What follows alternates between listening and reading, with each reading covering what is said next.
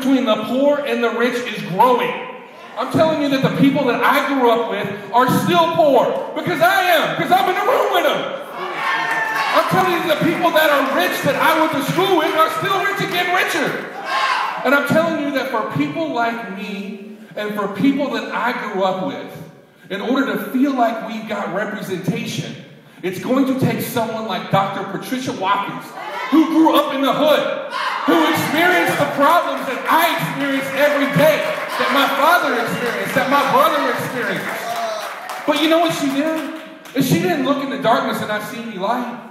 She found God, she found a reason, and she went forth and conquered her inhibitions, her demons. And when you got that strength and the courage of your convictions to create something better, right? She showed up, right? She has the courage to do the things that she's talking about. Someone who came from where she came from to achieve the highest degree in her education. The highest degree. Nobody else has a CPA that's running for this city's mayoral campaign. Nobody else has been in the communities dealing with the murders on the street. Nobody's been dealing with how she built homes for people. How many homes do you think Rahm Emanuel built? I'm just saying, how many? None. I mean, Carol Mosley Brown might have helped out over in Hyde Park-ish, right? With some friends over there.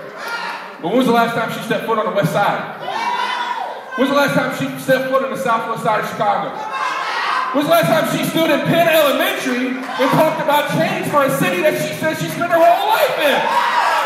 Because she doesn't want the change that this city needs.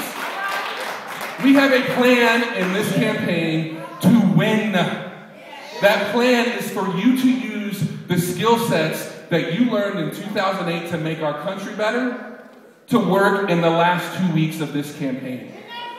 We're going to go talk to our friends. We're going to go talk to our neighbors. We're going to go talk to our family members. And we're not going to be scared to engage them because the urgency of now, what Obama talked about when he referenced Dr. King, the fierce urgency of now is so important.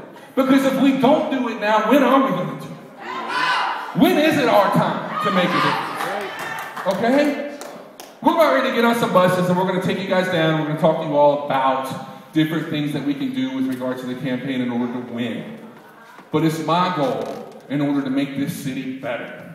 I'm standing on this stage and had to follow someone as powerful and as spiritual a leader as Pastor Hood.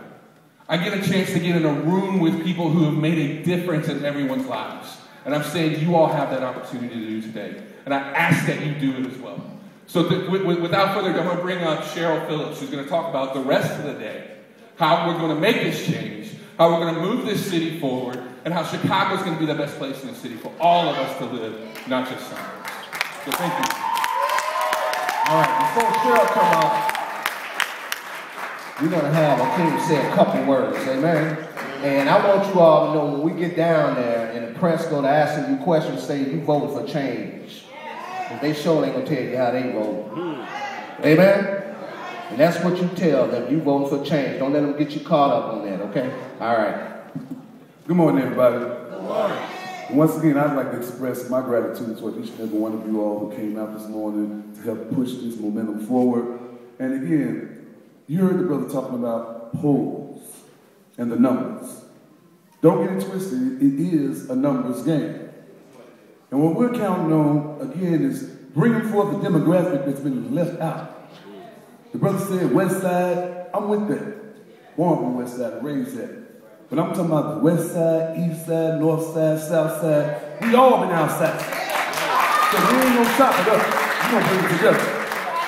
But lastly, to you mothers, to you fathers, we're trying to reach another demographic as well, and that's those seniors in high school. See, because they ain't counting our seniors who are 18 years old who haven't had the experience of voting yet.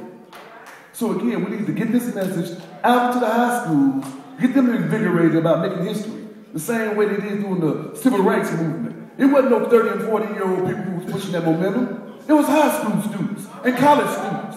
So we need to engage our students and let them know the importance, the significance of making history by making Dr. Watkins the first female mayor of the city of Chicago.